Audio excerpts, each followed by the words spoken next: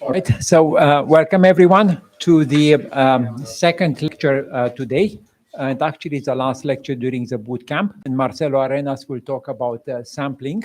And I promise you, you will not be disappointed. So Marcelo, please take it away. Thank you. So welcome to the last session. So today I'm going to talk about sampling in query evaluation. So let me start by giving you what is the goal of this tutorial, what we would like to do here. First is, well, to show some fundamental problems that motivate the use of sampling in databases. There is a reason why these techniques have been studied in this area. So I would like to give you some intuition behind this, why these techniques are being used. Explain the difficulties behind these problems. Why do we need sample techniques where you cannot solve this by using some, I don't know, what you could consider like, usual techniques. Show some tools that are used to do sampling in this context. And this is kind of the difficult part because probably this is going to look like a random sample of sampling techniques. It's very difficult. There are way too many techniques, actually. So I will try to give you some overview of some of them. Hopefully you will learn something. I'm sure there is a lot of people here that knows way more than me about these things, actually, but hopefully some of you will learn something about these techniques. Explain how these tools can be used to provide solution to the problems that are our motivating problems, in particular, well, partial solutions in some cases. And I would say, finally, convince the audience that there are interesting open problems in the area, hopefully, and also that sampling tools could be very useful, right? Not only to be used in these problems, but in other type of problems. Okay, so let me start with the motivation, and I'm going to talk about three related problems. The first problem is query optimization. This is a very basic problem, right? So in this case, we would like to compute the answer to this query. This is a join, the usual, query in databases. In this case, we have, well, R, S on T. This is the notation I'm going to be using. These are the name of the attributes. So here we are doing the natural join, so we have a common attribute B here, right? Yeah. May I point out that this is not a triangle query? No, it's not a triangle. Yeah, thank you. It's not a triangle query because here we don't have A, right? Yeah. Good. I'm the only one who is not using the triangle query. Yeah. Okay, so we want to compute the answer to this query. So what the system do, the data management system do, is they think about query plans. How to evaluate this, given that this join operation is associative and is commutative, right? So for example, they say, okay, we could do something like this. First compute the join of R and S, and then compute the join with T. But we have other alternative. We could start first by doing the join between S and T, or we can use commutative and say, okay, why don't we do R join T and then S, right? And this gives rise to different trees. Actually, you can think of this as the tree that represents the evaluation of the query, right? So for example, in this case, we are saying, okay, we're going to start with this join for S, R and S, and then we are going to do the join with T, right? And the important thing here is that these different plans can have different costs, and what the system wants to do is to try to find the optimal one, right? The one with the lowest cost. And this could be very difficult because you are not allowed to answer the query using each one of these plans to know which one is the optimal. That would be way too expensive, right? So you need to do some sort of estimation, right? To try to estimate as fast as possible which one of these plans is the best one. So let me show you an example. So just a simple example. So suppose that we have this relation here. You see that here we are going to do the join. So here we have, for this value 4 here, we have lots of tuples. We have n tuples. For the value 2, we only have one tuple. But then when we take a look at S, actually, we see that, well, we're doing the join in the B attribute. So for value 2, we have only one tuple. But for value 4, we also have n tuples. So we are going to produce n squared tuples, right? But at the end, actually, if you think about the join that we're computing, since we are joining on the C attribute, the only value that we can join is this 0 here, right? So all the tuples that we could produce by using this value 4 are not going to be used in the answer. So the plans could have really different costs, right? If you think about this plan, so which was the first one say, okay, start by joining these two, and you're going to produce this table that has n squared plus 1 tuples, right? A really big, intermediate results, and then you are going to compute the answer which only have 1 tuple, right? So this is really expensive if you think about that. And the other plan was going to be much more cheaper, right? If you think about this plan, so when we start from these two tables, actually, so here you do the join, and you realize immediately that you can only join this value 0 here with the value 0 here, right? and then you just compute this tuple here, and when you do the join here, you're going to compute just this tuple here. So it's like an extreme example, but it shows you actually that the intermediate results could be quite different. Okay, so you can have the same problem if you start adding operators. In this talk, I'm going to consider join, selection, and projection. So for example, if you add here selection, and here we are saying we want to select all the tuples where the value of the attribute B is equal to 4, right? So again, we can have different plans, but here things start getting a bit more complicated because you can push selection into the relation. So you are going to have different alternatives. And again, actually, different plans can give you really different results. So let's look at the previous example again. So if we have something like this, where we have the selection at the very end, we are going to compute this large relation with n squared tuples, and then we do the join, and we just have one tuple. And when we say select with b equal to 4, you realize that the result is empty, right? But you did it at the very end. So if you change this plan by something like this, actually, right, when you start doing the selection, you push the selection to the relations. When you do this selection, you get this relation here, and when you do the join, actually, since we are joining the C attribute, you immediately realize that this is empty. So, and at the end, you are going to have an empty result, right? So this is a much better plan than the other one.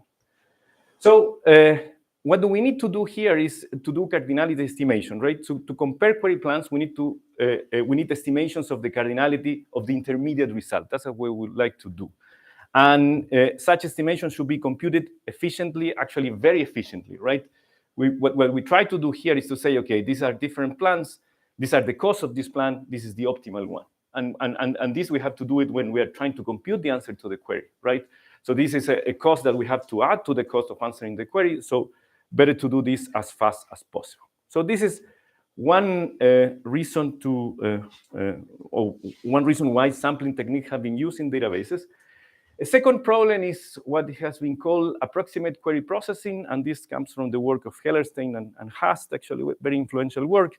And the idea here is, for example, think out that now the task is to compute the following aggregate query. It's the previous join query, but now we want to count the number of tuples, right? And I'm going to be using this notation. You can think of this in SQL, for example, right? So obviously, it's not a good strategy to solve this task by first computing the answer to this query and then counting, right? So what you could try to do here is you could try to approximate the answer by doing a cardinality estimation, right?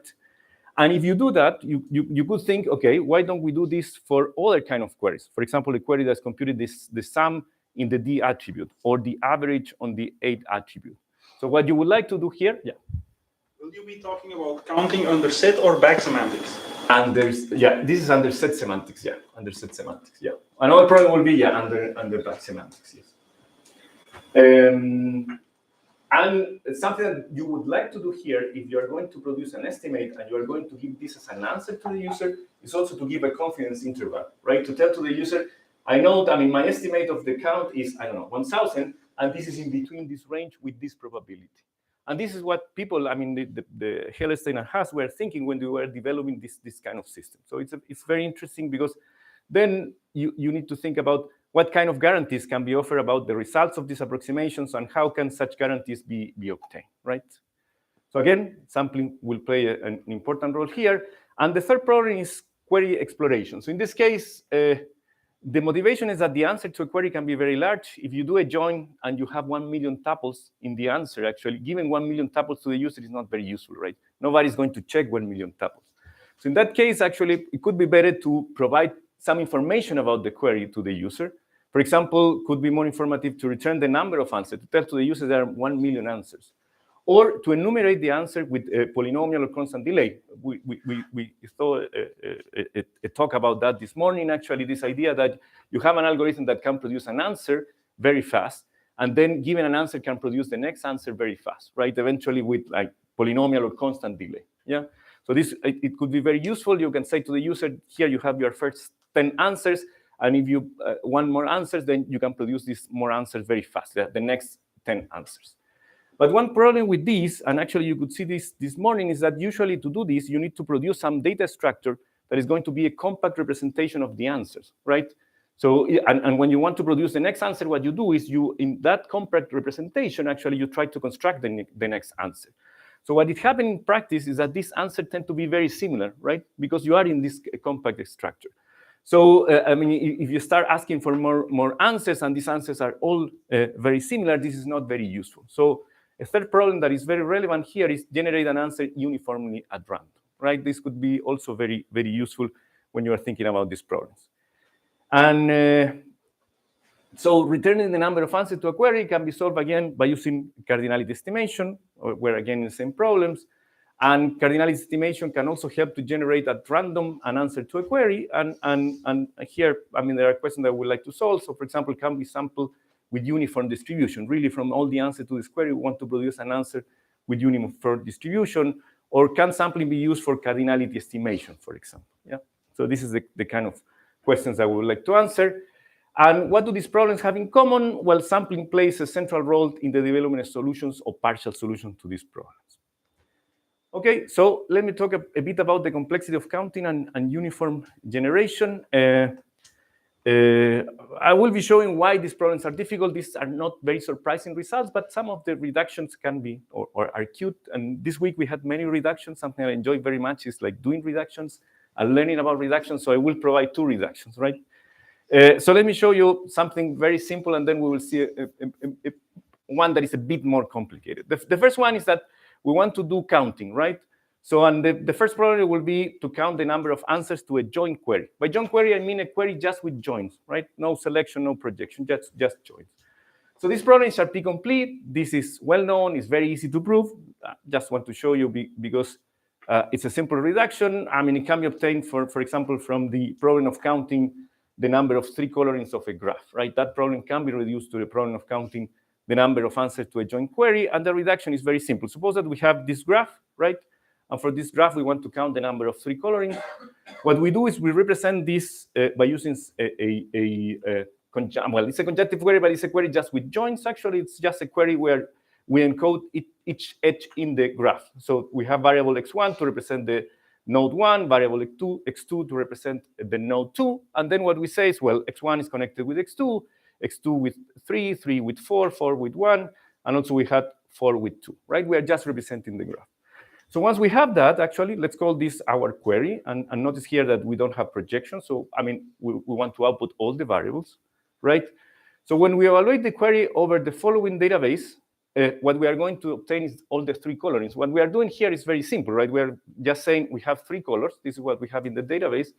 And when we take an edge, what we have to do is evaluate this or try to find values for x1 and x2 such that you are in this table. So essentially, you are saying, okay, I have to assign a value to x1, which is its color. I have to assign a value to x2, which is its color, right?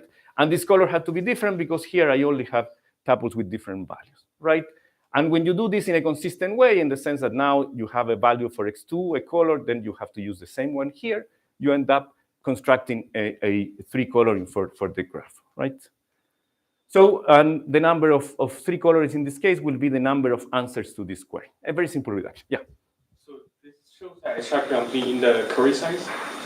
Yeah. Yes, it's in the query size. If you consider data complexity, if the query is fixed, the number of answers is polynomial, actually, right? So then you will be able to do counting, yeah, in query size. This is a good point, actually, because the query is quite complicated, right? Yeah. In practice, you're not going to have a large query that represents a graph, right? And the size of your database is constant. Yeah, in the size of the database is constant. It's a bit extreme, yeah.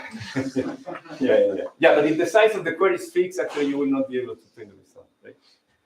Yeah, okay. So this is hard, and this has a consequence, a very simple one, but what it tells us immediately is that there is no randomized polynomial time algorithm for uniform generation of the answer to a joint query unless NP is equal to RP, right? So what it tells us is the following, and this is a simple corollary of the previous result. So if such an algorithm exists, so if we have an algorithm to generate uniformly at random answers to a joint query in polynomial time, then what we are going to have is this fully polynomial randomized approximation scheme, right, for the problem of counting the number of answers to a joint query. This is by the famous work of Geram, Balian, and Basirani. And what this tells us is that then what you can conclude is that there is a BPP algorithm for the problem of verifying whether a joint query has a non-empty set of answers, right? So you get an efficient polynomial time algorithm for the problem of verifying whether a joint query has a non-empty set of answers. And you know that this is not possible, right? Because the problem of verifying whether a joint query has a non-empty set of answers is NP complete.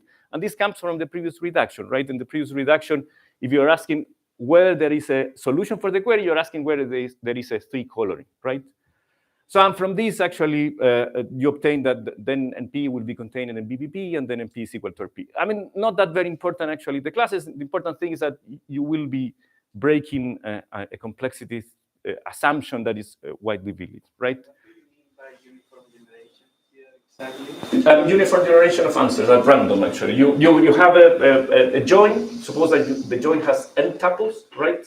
I mean, in the answer. So you want to generate a tuple with probability 1 divided by n. Yeah. Yeah. But if you say uniform generation, what if you allow for non-uniform generation of solutions, or is this some sort of? Oh yeah. Okay. Good question. If you allowed almost uniform generation in the sense that the probability will not be 1 divided by n, but 1 divided by n plus minus delta, then the same thing, I mean, holds here, right? But if you change that, yeah, then you will not have the hypothesis from this variant, your own variant Basilar. Yeah. Okay, but this is a simple observation. The only thing that I'm saying here is that uniform generation is going to be hard in this case.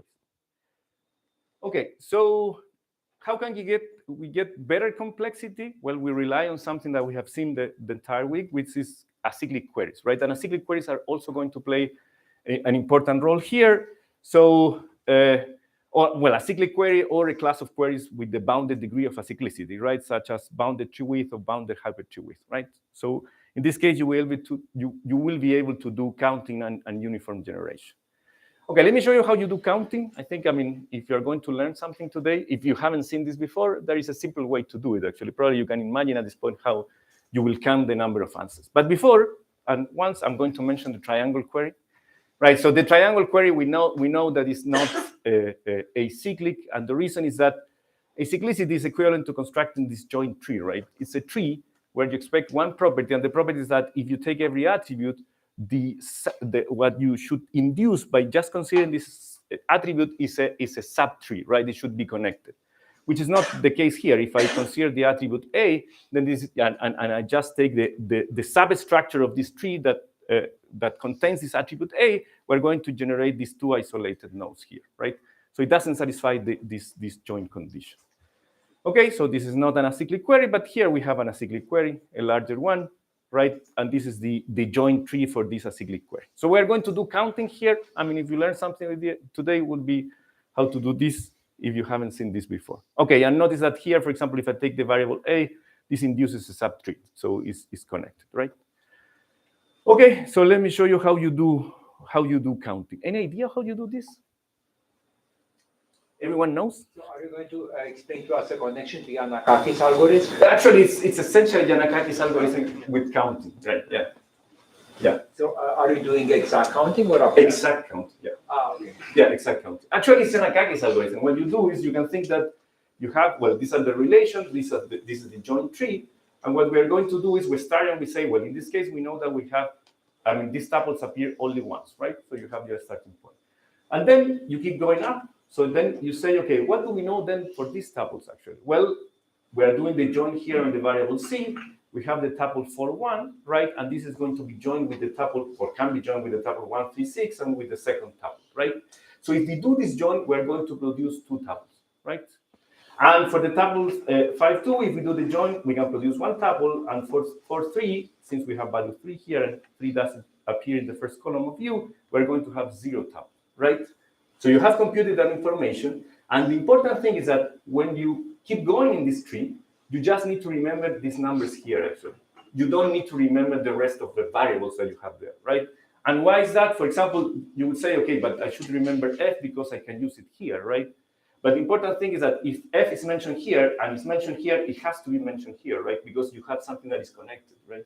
So this value should be considered there, and there is no problem, you will do the job, right? So, and you keep going like that, right? So, for example, here we know that all the values are going to be 1, right? And then you consider this one here, which is in this case, you have to consider every child, right? So you consider the first one here, and you say, okay, for the tuple 4, 6, we are doing the join on 4. So 4, you have 2 tuples here. So we'll say, okay, we're going to produce 2 tuples. 4, 5, 7, we're going to produce one tuple because we have one tuple here. And then you consider the second child, right? And for the second child, you say, well, we're going to get here 3 tuples. We have, because value 4 has been mentioned 3 times. For the value 5, we're going to obtain 2 tuples because it has been mentioned twice, right? And then you have to do the multiplication, right? And notice that this works, again, because you cannot have a variable here and a variable here that is not mentioned here, right? That's an important condition, right? So and at the end, you will say, okay, we have 6 and 2 tuples, and the number of tuples is, in total, is 8, right? So you can count, actually, if you have a joint tree. So is this clear? Yeah? Yeah? Okay, so the second thing that is important is that you can do then uniform generation in the cyclic case. Yeah. Just to connect something Yeah. to Yeah, same sure. meetings. In fact, you can replace this, so counting is just plus times. Yeah. You can replace with any same meeting and the same thing works. Yeah. Because you're essentially factorizing the same meeting. Yeah, exactly. Yeah. Yeah. Yeah. Actually, probably the second thing also works, actually, right? Yeah. So now we want to do uniform generation. I want to show you that in this case, you can do uniform generation efficiently. And the idea here is very simple, right? You are just going to use this number to say what are the probabilities to generate a tuple, right? So essentially what you're saying, okay, we are going to generate a tuple, right? We want to generate this with uniform distribution. So the answer in this case has 8 answers. Sorry, the answer has 8 tuples. So you want to generate tuples with probability 1/8, right? That's what you need to do. And what you do is very simple. You say, okay, I have to pick one of these 2, and I will do it with the probability that is proportional to the number of tuples. That's the simple, very simple idea, right? So we say it's 6/8, 2/8. Let's assume that we pick this tuple here, right? So we pick the values 4 and 6, and we have a probability of 3/4 here, right? And then we have to do it here and here, same thing. Since we pick value 4, we know that we can pick either this tuple or this tuple here, right? We have to do the join, and we have in total 2 tuples, and we have values 0 and 2. Well, you have to pick this with probability 1, right? So we have this value here, and then you keep going here again. You have value 1 here. You have 2 tuples with value 1. You can pick one of the 2 with probability 1/2. And that's what you do here, right? You pick that tuple, and you get these values here. And finally, the same thing here, right? Since we have value 4, we have 3 tuples. We have a probability 1/3, and this is the final element that, I don't know, you pick this one here, you construct this tuple, and this will be the probability, which is 1 divided by n. Yeah? Sorry, which one? 6 of 8 and 2 out of 8 at the top. This one, yeah, because you have 8 in total, right? You remember that you have 8 tuples, right? Yeah. So, I mean, it's the sum of these 2, right? So that requires you to have the set of all tuples that are possible. Well, I mean, that requires to count first, right? You have this counting, actually. Yeah, you know that you know these values, actually, in the answer, right? And once you have this counting, you can do the uniform generation, right? You count first, and then you do uniform generation, right? That's a good question, actually. I don't know, actually. I mean, probably you will be relying on some form of counting, actually. I mean, this is really like, if you don't want to do any form of counting, I don't know how you can do it. Okay, so in the acyclic case, you can do these things very efficiently, right? But now the question is, does this work with other operators? Well, the previous approach for acyclic queries can be extended to consider the selection operator. It's not a problem. The selection just removes some tuples and some relations. But the tricky question is, what happened with projection? And with projection, it doesn't work. Everything breaks, actually, with the projection. Let me show you the reduction. This is from Reinhardt. It's a nice reduction, simple reduction that shows that if you add projection and you have acyclic queries, then the problem is going to be Sharpe complete again, right? And even if you just consider a single existential quantifier. So, I mean, it's a very somehow strong reduction. So here, the problem that we are going to reduce is the following. So we have a bipartite graph, and we would like to count the number of perfect matchings, right? Remember that perfect matching here, so we have the same number of nodes in the left-hand side and the right-hand side. The perfect matching is just a bijection, right? And what is well known is that the problem of counting the number of perfect matchings in a bipartite graph is a Sharpe complete problem, right? So we would like to reduce that problem to the problem of counting the number of answers to an acyclic conjunctive query, so an acyclic query that contains projection, right? That's the reduction that we like to do. Okay, so how do we do this? We do the following. We represent our graph in the following way. In the relation I1, we are going to have the alternative for the node 1. So we are going to construct, now it's going to be different from the previous situation. Really, the database is going to depend on the graph. And actually, the number of relation is going to depend on the graph, right? So we have a first relation where we say, well, for node 1, we have 2 alternatives, 4 and 5, right? It's connected with this. For node 2, we have 3 alternatives because we can connect with 4, 5, and 6, right? And for node 3, we just have 1 alternative, which is 6, okay? Very simple. And we are going to have one extra relation, call it distinct, that is just for the nodes that we have in the right-hand side, the distinct relation, the inequality. So we are saying, okay, we have 4, 5, and 6, and we put here all the combination that tells you that these are different. And what I'm saying is 4 is different from 5, 4 is different from 6, 5 is different from 4, etc. Right? We have the distinct relation there. Okay? Okay, so once you have this, what you're going to do is the following. You're going, first, suppose that we have this query, right? This F. This F, just say I1 of X1, I2, X2, I3 of X3. What this query is computing, and it's called F because of function, is just computing a function from the left-hand side to the right-hand side. It's just saying, in X1, I'm going to store the image of node 1, in X2, the image of node 2, and X3, the image of node 3. Just that, actually. It's not saying that it's a perfect matching. It's just that it's the image that we have. Okay, so this is the first query. So now the query that will do the magic, and just with one existential quantifier. So the idea here is, and this W is for wrong, we are trying to here to capture the functions that we construct with this F that are wrong, right, that are not perfect matching. And the way to do this is the following. You say, okay, what we have here is first, well, the first query that tells you that X1, X2, X3 represent one of these functions.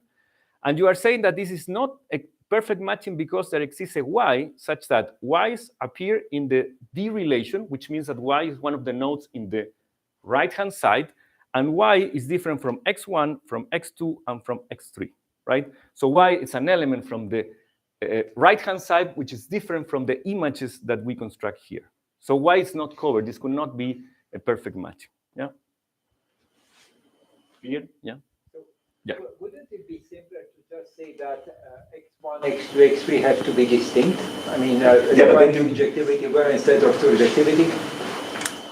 Oh, and encode that as relations. But you already have D.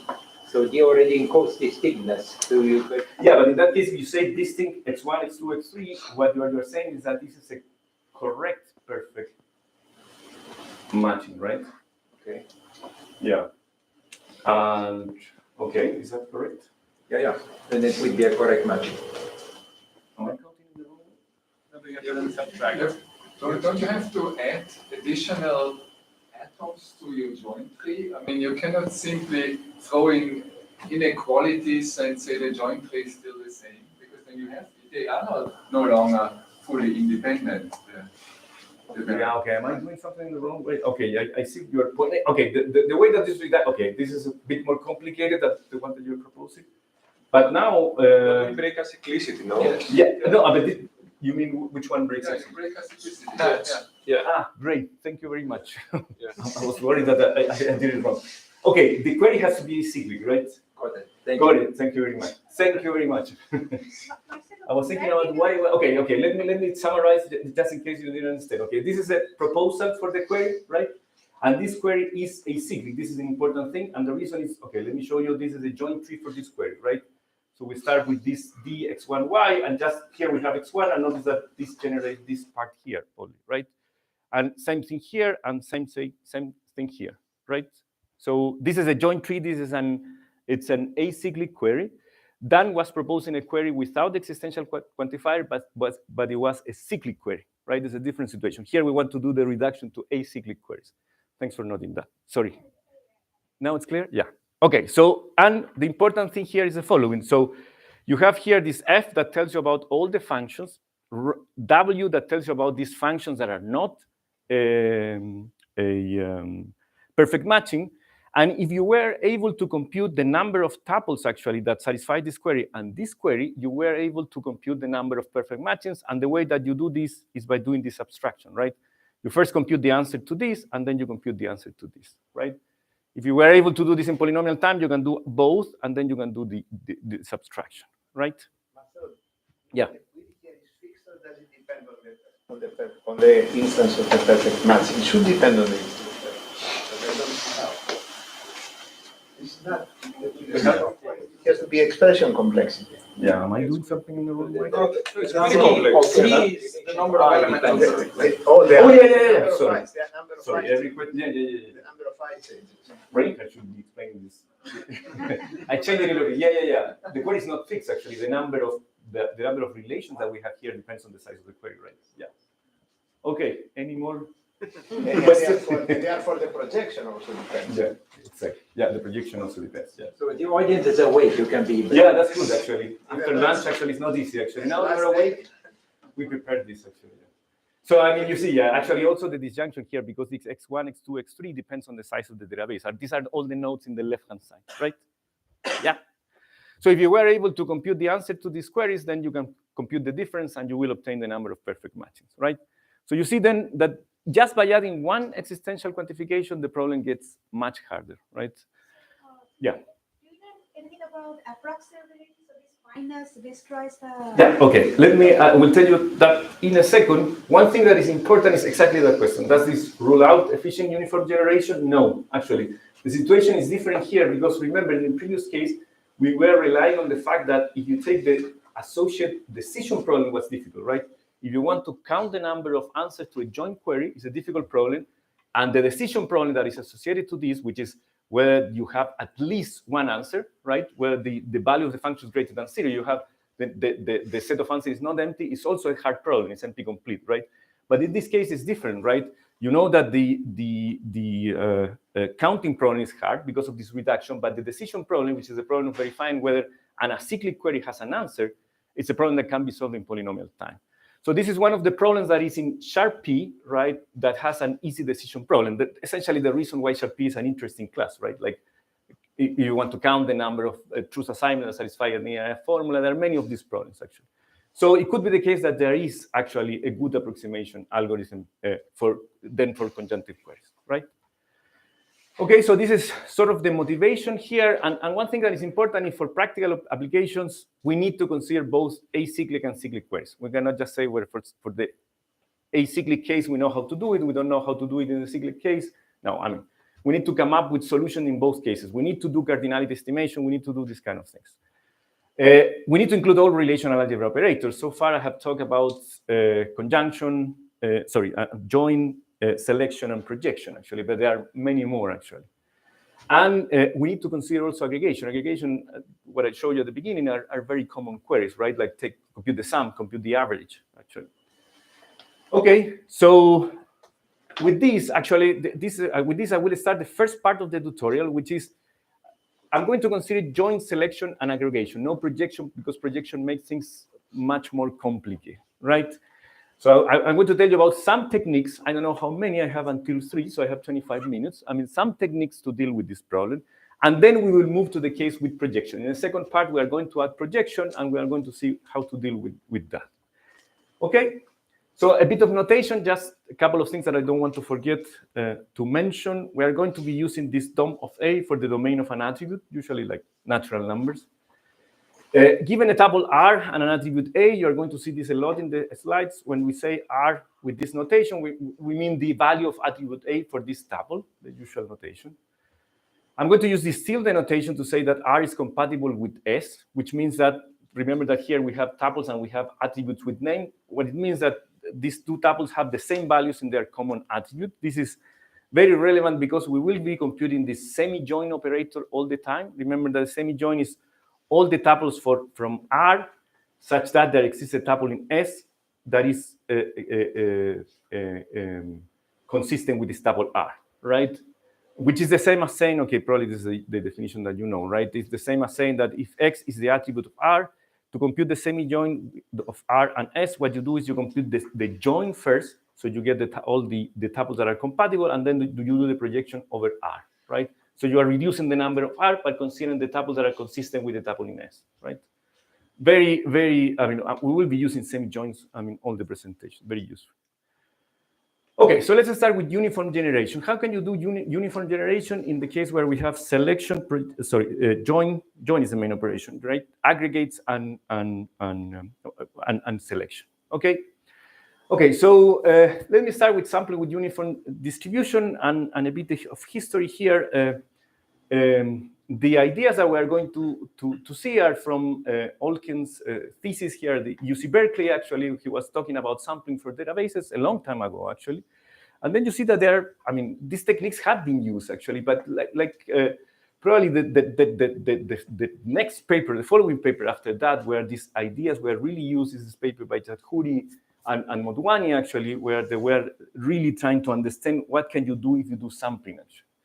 Right, so so the ideas that I'm going to show you here, actually, some of them are coming from these papers. I mean, all these citations are in the presentation at the end, right?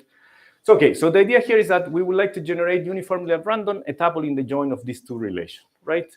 And ideally, the probability of choosing this tuple should be 1 divided by the number of answers. I mean, I want uniform generation, but what it could happen is that the probability is still the same for all the tuples, but you have a probability, for example, of rejecting, right?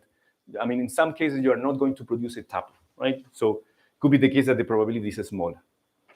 Okay, so the first, the simplest way to do this is the following. Just generate uniformly at random a tuple from R. I'm assuming that you can do that, right? And then just generate uniformly at random a tuple from S. And if these two tuples are compatible, then return this. I will be using this notation just to emphasize that these are the components, right? If you want to produce a tuple in the join, you will do the join of the tuples, right? But I'm just saying these two components are S. This is what you are going to return. Yeah. So this problem we already know how to solve, right? Because they are cyclic queries. So are you? No. I'm in the general case, right? But you're doing one join, right? Oh, yeah, okay. So is this? You are is going this to kill my example. Or is it No. practical or like what's? That's a good question. Okay, several comments to that question, actually.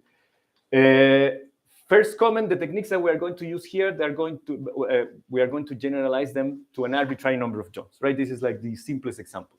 And the second thing that is more important is that even if we know how to do it for the cyclic case, and you are right, we have just two relations, you want to do it faster, right? You in practice, you will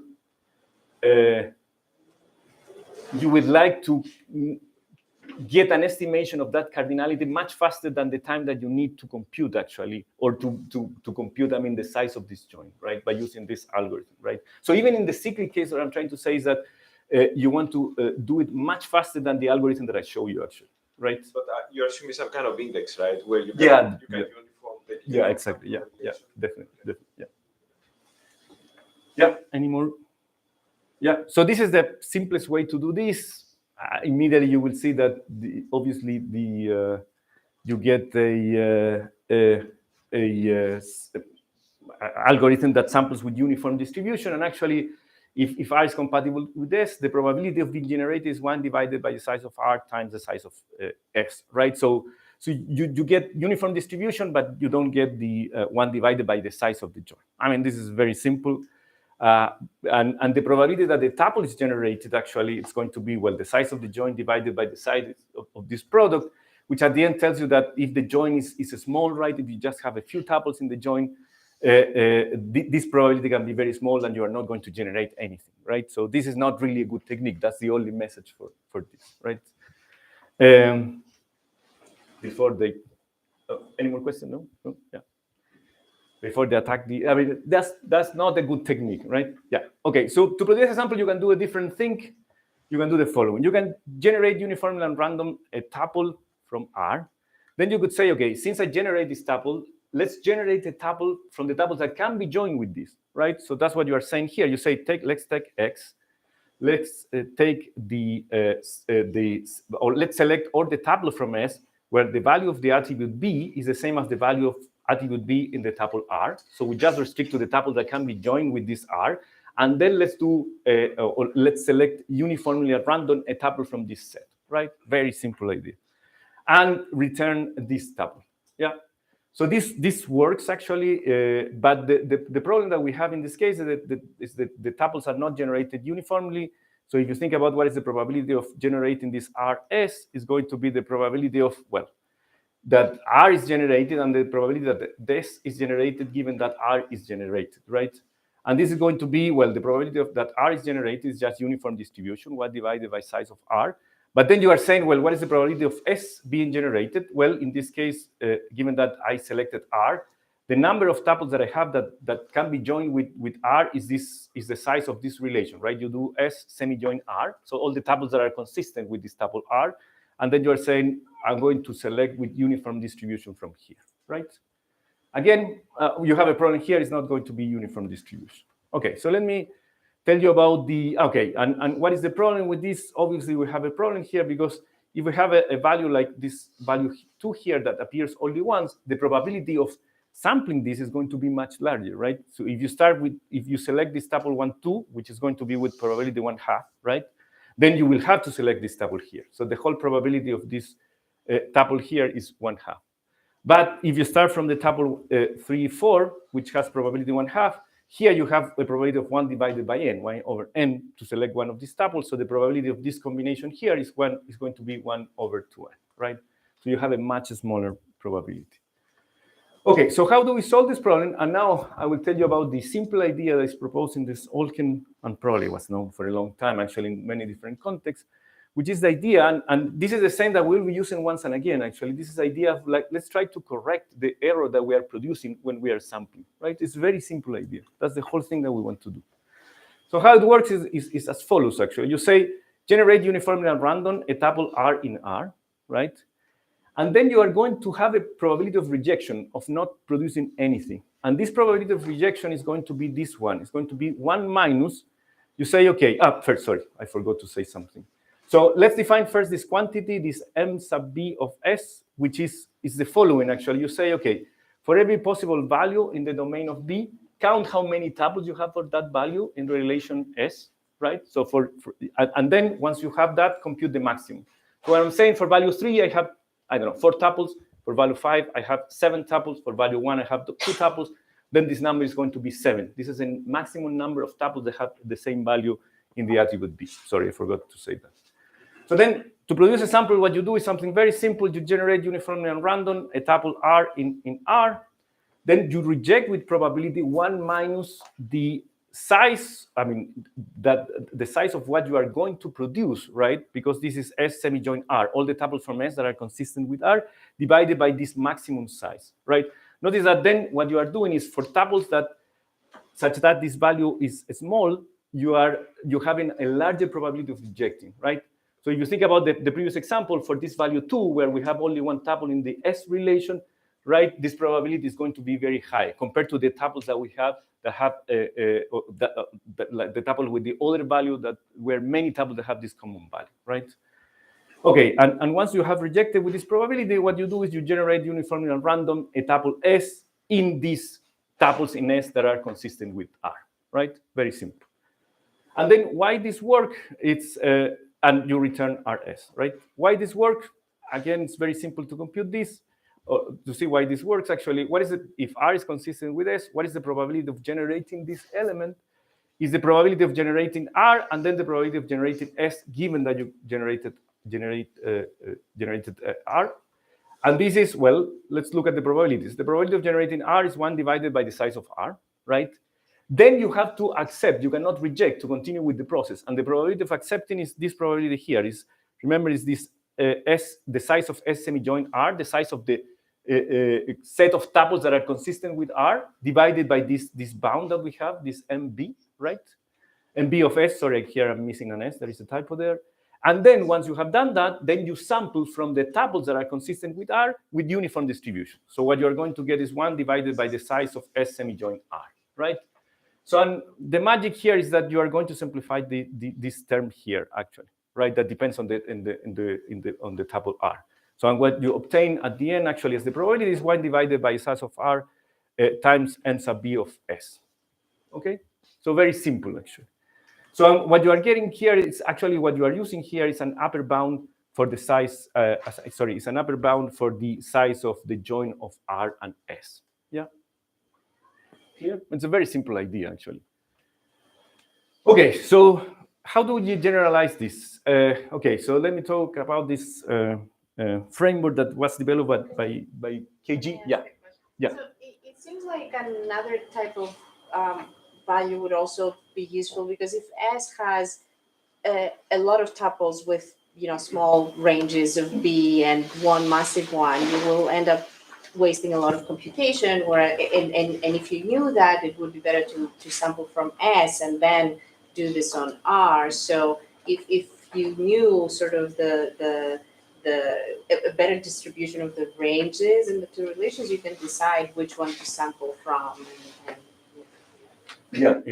And actually one of the, I totally agree. And one of the nice thing about this framework is that this framework, you will going to ask for an estimation that only needs to have some properties. So if you have an estimation that have that property, it can be used here. So you could replace, for example, this estimation here for the size of the joint by another estimation that is better, right? As long as this estimation satisfies some properties, actually. In that sense, what I'm going to show you is like a generalization of this, but also it's a general framework to do sampling, actually. So you could do exactly what you're saying, actually. You have better estimations, you could replace this estimation by those estimations, right? So Marcelo, does this give uniform random sample? This still does not give. It is uniform, right? Uniform in the sense that if R is compatible with S, the probability is exactly the same, right? Remember that this quantity depends only on S. It doesn't depend on the tuples, right? But don't we want one by the size of adjoint? Yeah, that's what I was saying. Okay, we want uniform distribution in the sense that the probability for all the tuples will be the same, but we have a probability of rejection, actually, that we cannot avoid, essentially, right? So that's what I was saying at the beginning, that ideally, okay. Yeah, that's what I was saying. Ideally, the probability should be this one, actually. But what is going to happen is that in practice, we're not going to have that.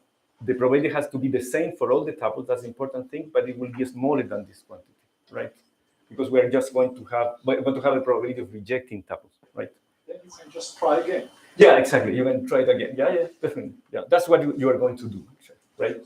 So I was also trying to understand. So the first algorithm that you showed us, based on Yanakakis, uses the more powerful assumption that you can do weighted sampling.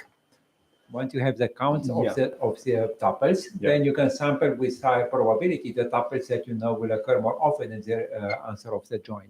So now you're removing that assumption, so you're allowing yourself to do only uniform sampling over the tables, and you still want to get this uniform as a result, which is a uniform sample from the entire join. And the trick is to use the rejection sampling in order to recover uniformity. Yes. Okay, good. Okay, so let me come back, sorry, to what I was saying. Is this the best you can do without access to counts? Sorry? Is this the best you can do without access to counts? Without access to like the count? Okay, this is a really good question. I don't know, actually. The thing is that, I mean, if we go to the research questions, which are at the very end, we're going to see that there is no like a general theory in which you can rely, actually, right? Like, or lower bound that tells you things like that, actually. We are really missing these things, actually, right? Yeah. No, I don't know whether this is the fastest. Yeah. Wait. Okay. Yeah. Don't you need, I may be wrong here, but don't you need some access to some counts to know the probability for which you have to reject? The thing is that I suppose that this is similar to what Virginia was saying. It's like kind of difficult to define what does it mean to have access or not have access to count, right? It's like a picked. I guess it's a subset of counts. No, but these are counts that are per relation, whereas the original algorithm needs a count that is global, Okay. right? Because you need to filter the count is correct the results. That's the difference. Okay. And these are statistics that are super easy to compute. Yeah, you would say actually that's a good way to put it, that you need local count actually, which is something that you have. You have a statistic about the relation, right? So this quantity M sub B of S is a quantity that you usually have in practice, but not something global, right? Okay, so let me show you. Okay, I'm quite late actually. So okay, let me show you this general framework for sampling. Probably I'm going to move some part of the material from the first part to the second part actually. Otherwise, I'm not going to show you. We'll stay. Or we're gonna stay until late now. Okay, so let me show you how to generalize this. It's very simple, actually. First, let's consider this path query, right? This is an acyclic query, but it's a path, actually. You think about the tree, joint tree, right? So, okay, so what you would like to have in practice, right, or what you would like to have, actually, if you have access to counting, is something like this. Define this quantity W of t as do the join of this tuple t with the other relations, right? So you have exact counting in this case. So if you have access to this these quantities, then you will be able to do uniform generation, exactly as we showed before. And also, well, define the W of a relation just as the sum of the W's of t for each tuple in the relation, right? Okay, so one important thing about this W is this W satisfies this condition here. I'm going to show you why, but it's very simple, is that W of t, right? Remember, this is, I'm assuming that t is in R sub I. So what I'm doing here is the join of t with R sub I plus 1, R sub I plus 2, up to R sub n. So I'm saying is, okay, this is the same as doing W where I take R sub I plus 1 and I do the semi-join with this tuple t. I'm doing the restriction. And notice that this depends on the following, right? So if we say, what is the definition of this W of t? It's going to be the sum here. So what I'm saying is, okay, take all the t primes in R sub I plus 1 and do this join here, right? This is just definition. So, and essentially, well, you have to keep the tuples and t primes that are compatible with t, right? Otherwise, it's not going to produce any tuples. But the key issue is that now what you would like to say is, I no longer need this t, right? And the important thing here is that if you remove this t, you could say, okay, but what happens if we have some values here that contradict some of the values that we have here? Well, that's not possible because this query is acyclic, actually, it's a path. So if you have a variable that is mentioned here and here, it has to be mentioned here, right? So if you are compatible with this one, you will be, so if you are not compatible with this one here, with the tuple here, you will not be compatible here, right?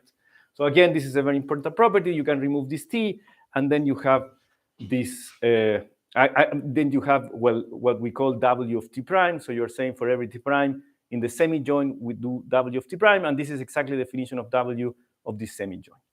Why is this important? Because now we're going to talk about these three axioms that we need for the estimates of the size of these joins, actually. So we are not going to use this W of t because we don't have access to this form of counting.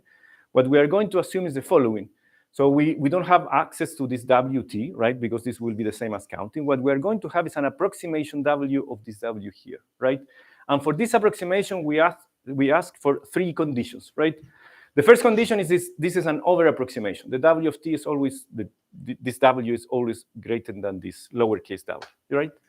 The second condition is that if you think about the last relation, this W of t is going to be equal to 1. You don't have to join with anything. It's just the tuple, right? So you expect this W here also to satisfy the same condition, right? And the third one, and this is related, and this is why I was showing this previous property, right? The third one is this one here, actually. You expect that this W of t is greater or equal than the W of this semi-join here. For the case of lowercase w, they were equal, right? Here you expect this to be greater than this one. And this is very interesting, and it's related with some of the queries that you were asking. For example, if you take W as the AGM bound, the AGM bound satisfies these properties, and in particular satisfies this one here because of it can be proved by using the query decomposition lemma, right? So it's very interesting because you could say, okay, I'm not going to use the previous bound, I'm going to use a bound that I know that is better, and it's still going to work in this case. Okay, so let me finish with this. So to produce a sample, you do exactly what you were doing before, right? So you will generate a probability, but now what you have is this estimate here, right? So you will say W of R1 divided by this W of R1, right? Before actually you were using this. Okay, I will show you in a second that this is a generalization actually. But before you were using directly this tuple. So then what you do for I equal to 2 to n is just the same that we were doing before. You are going to reject with some probability, right?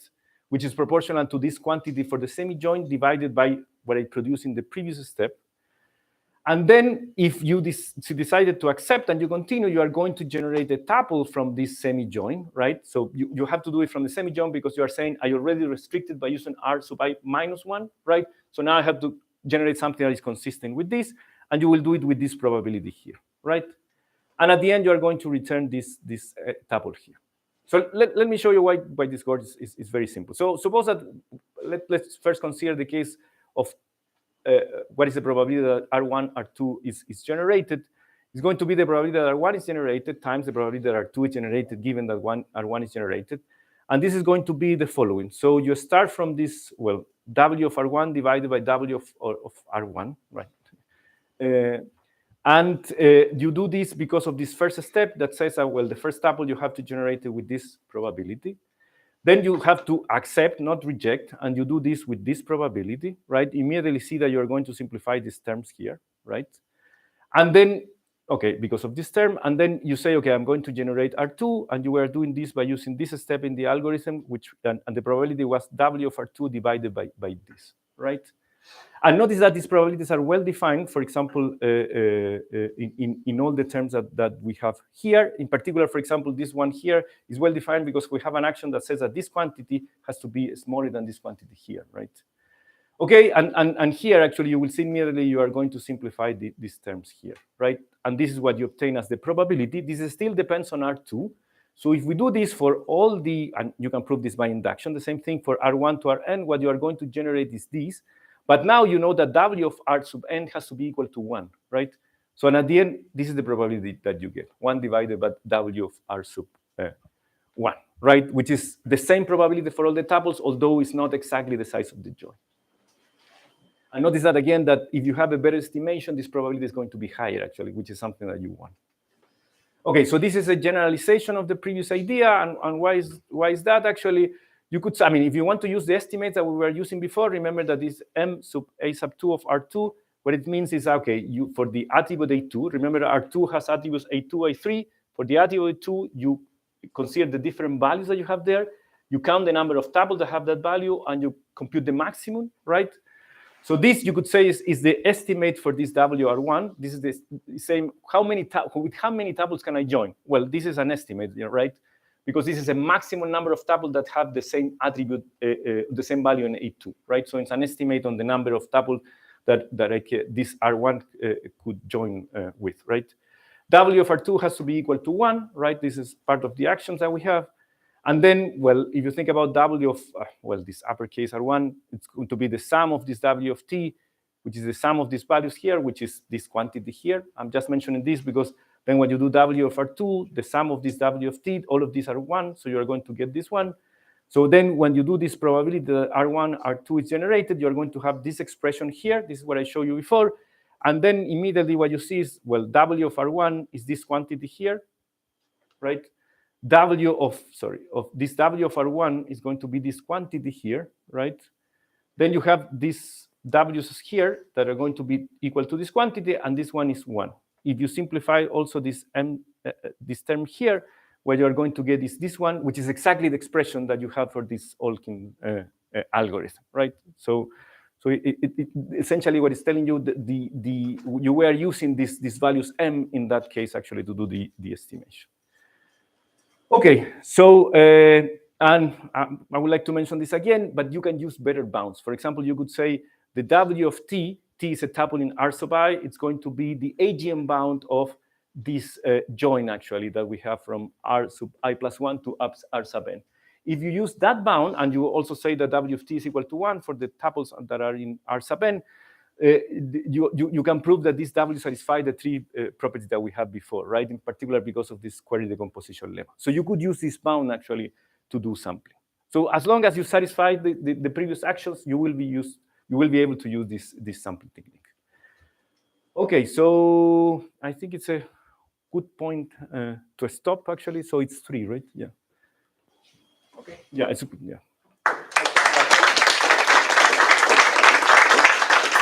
We still have time for questions before covering. Yes, please. Yeah. Do you have any idea of the practicality of this rejection sampling? I'm sure Yeah, I mean, it works very well. Probably the best thing that you could do is take a look to the paper. Actually, it's a Sigmod paper by KD and collaborators, actually, and they have really good results, actually, in terms of estimation, and the rejection is not high, actually, right now. It works very well, actually, the experiments that they did works very well. Yeah. This was before the join. No, it's afterward this Wonder join. This, I mean, Wonder join you can think of actually Wonder join. It's just a comment about Wonder join. You could use it as an estimate here actually, because with this idea of doing random walk, you can get estimates. But then you don't have exactly the guarantees because these are estimations already, right? It's not a quantity like the AGM bound actually, so you don't know when it's going to be above this W, so you have to use a confidence interval. It gets a bit tricky actually, but you can use it in this more general setting. Yeah.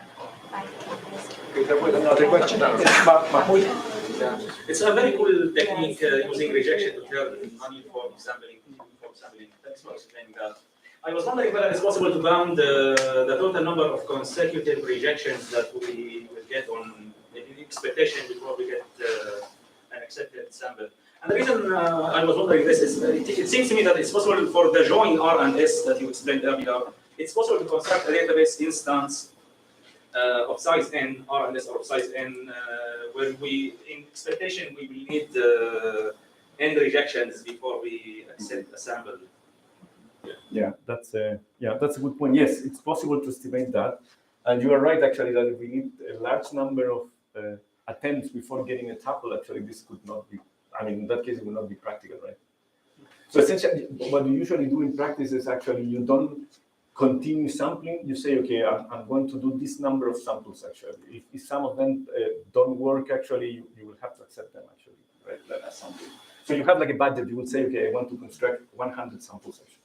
Right, even if, 80 of them were not tuples in the join. I still want to do something with this 20, actually. And with the information that the other ones were not in the join, actually. Yeah. But it's true, yeah. If you had a perfect band, if you just had the cardinality, you can, like, this general framework means that you wouldn't separate rejection, right? Yeah, exactly, yeah. You don't need a rejection, yeah. As you get down there, you kind of eliminate all rejection. Yeah, exactly, yeah.